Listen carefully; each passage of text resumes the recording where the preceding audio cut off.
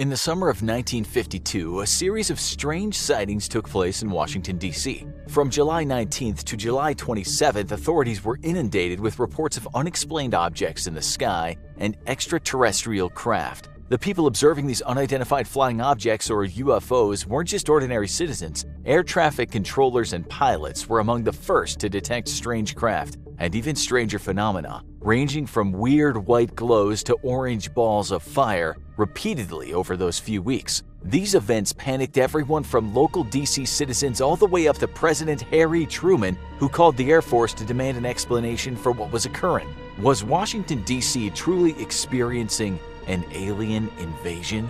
Imagine you're a reporter working at the Washington Post in 1952. You're a journalist reporting on breaking news and current events for one of the most prestigious publications in the country, and you're still blissfully unaware of what terms like clickbait and BuzzFeed mean and how they will ruin your entire profession. On Saturday, July 19th, just before midnight, you get a tip that air traffic controller Edward Nugent has spotted 7 suspicious blips on his radar, located 15 miles south-southwest of the city. It can't be a cause of human error, as his superior senior air traffic controller Harry Barnes saw and confirmed the objects on the radar scope himself. Nugent started the night by joking about the fleet of flying saucers that seemed to be on the screen. Soon, however, he sees the unidentified objects streaking by near the White House and Capitol building. The situation now seems to be less of a joke and more of a national security threat situation. The controllers desperately trying to confirm what the blips could be, but there are no known aircraft in the vicinity of the objects on the radar,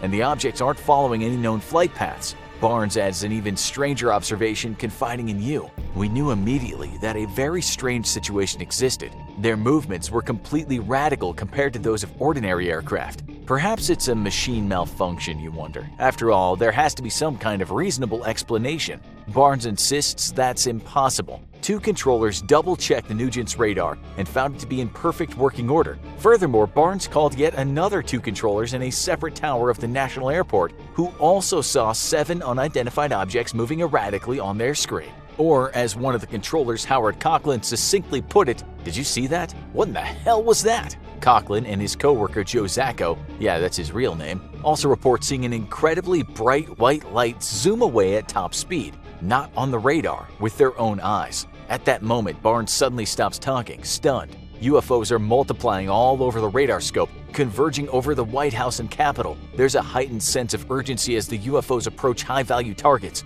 Andrews Air Force Base, around 10 miles away from the National Airport, confirms that the strange objects have appeared on their radar as well. You call the base to hear that Airman William Brady also personally witnessed an object like an orange ball of fire with a tail that took off at unbelievable speed. What are these erratic balls of light doing? And how are they moving at more than hypersonic speeds? Are they the objects showing up on the radar? Later in the night, you get confirmation that the balls of light are exactly what the radar is detecting.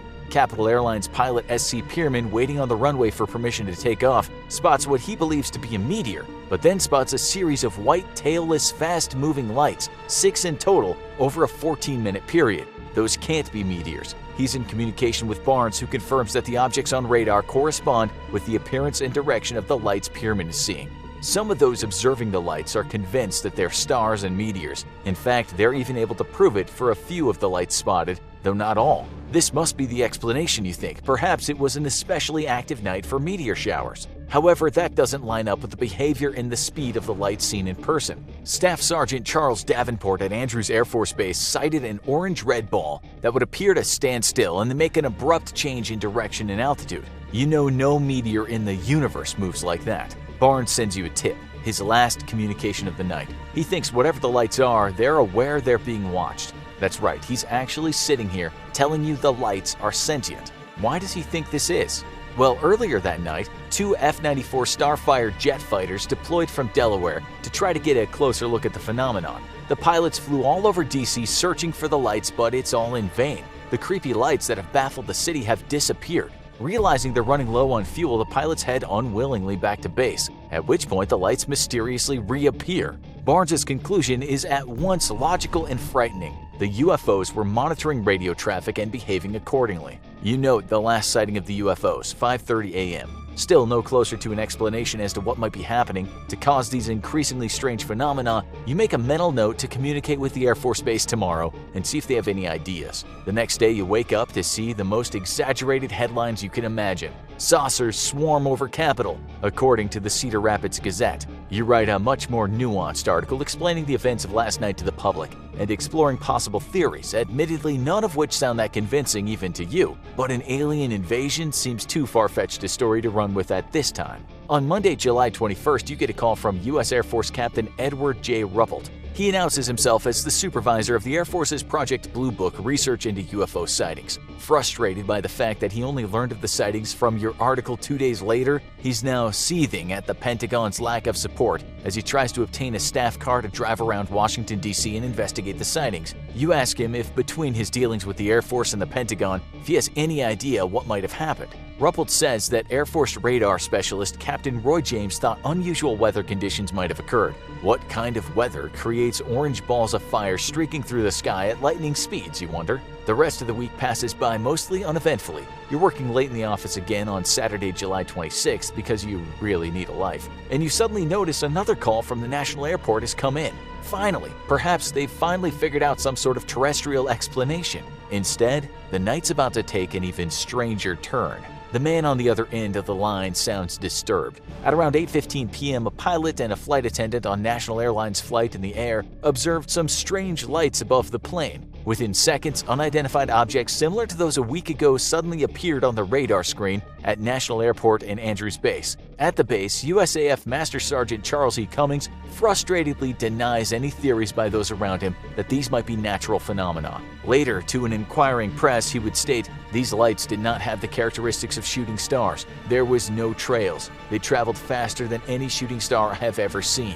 You decide you need to be where the action is this time and you head right over to the National Airport and are granted access to the control rooms with the radar screens. The press spokesman for Project Blue Book, Albert M. Chop, also decides he has to arrive on the scene himself to get a better idea of what's happening. It's now 9:30 p.m. and everyone is preparing for a night of chaos just like the Saturday before. The UFOs don't disappoint. The visuals on the radar screen are astounding.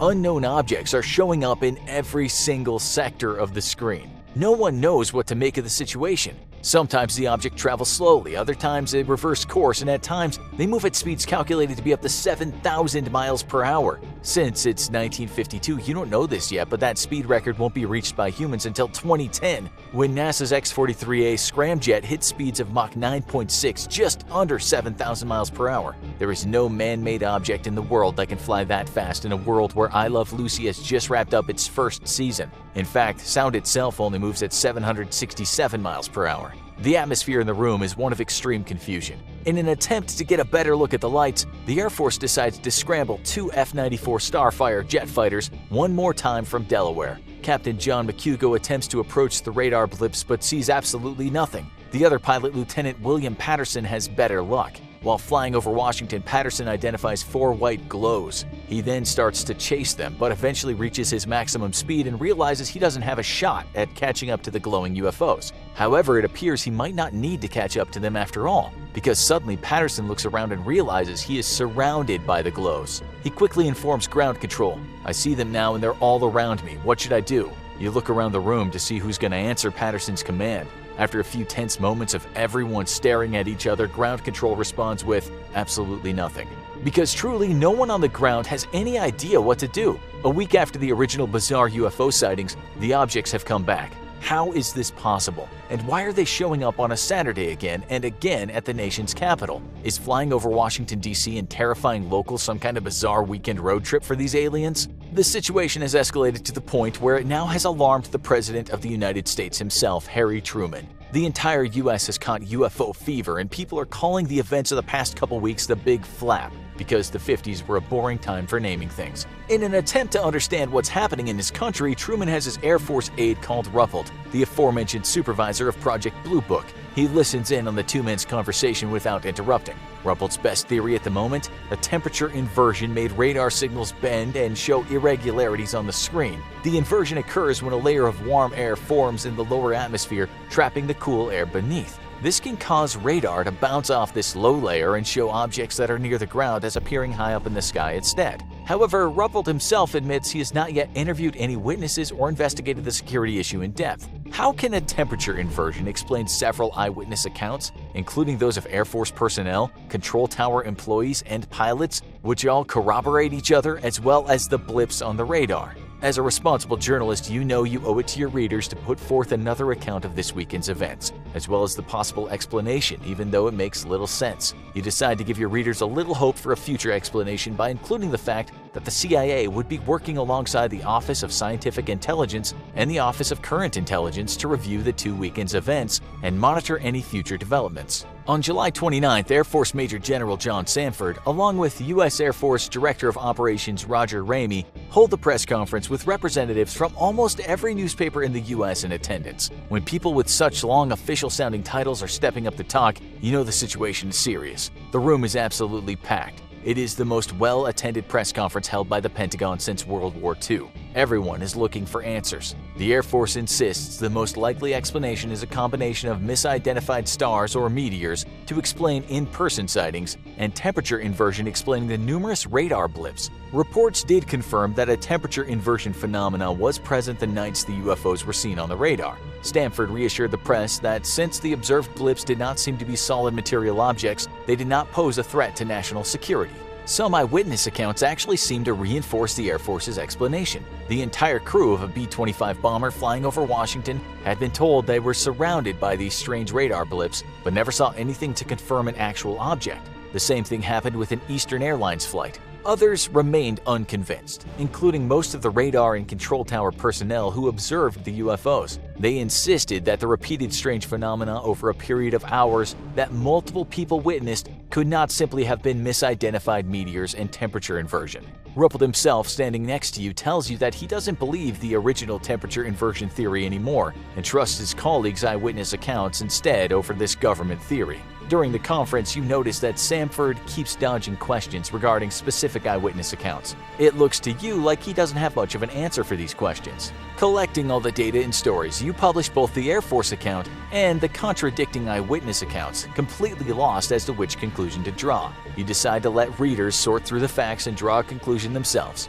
As life goes on, you check in on developments relating to that July in 1952 from time to time. And years later, the Air Force's explanation would be more critically examined. Two knowledgeable men on the topic came out strongly in favor of the official explanation. Harvard astronomer Dr. Donald Menzel believed most of the in-person sightings were the result of a mirage effect, partly thanks to the strange atmospheric conditions those nights. Philip Klass, the senior editor of Aviation Week magazine, also pointed out that radar technology in 1952 was relatively primitive. The radar scope would have had trouble differentiating common objects such as weather balloons, birds, or temperature inversion from UFOs. He also threw some shade at the controllers on duty that night, stating that perhaps we had two dumb controllers at the National Airport on those nights.